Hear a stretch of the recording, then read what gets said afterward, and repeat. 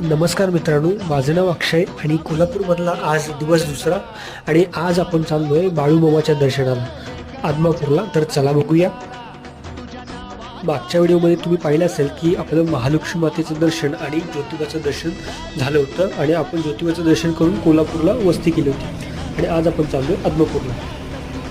कोल्हापूरवरून आदमापूरला यायला बस सुविधा आहे, तसेच प्रायव्हेट व्हेकल हा सुद्धा एक ऑप्शन आहे आणि Kolhapur to Adamapur distance 46 kilometre आहे.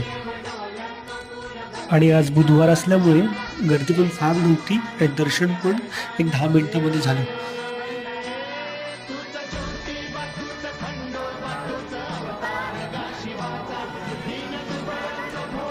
तर मित्रांनो, बाळूमामाचं दर्शन झालंय आणि आता आपण जाऊ पुन्हा कोल्हापूरला. तर व्हिडिओ आवडले असेल तर लाईक करा, कमेंट करा आणि चॅनलला सबस्क्राईब करा. भेटूया पुढच्या व्हिडिओमध्ये बाळूमामाच्या नावानं चांगलं.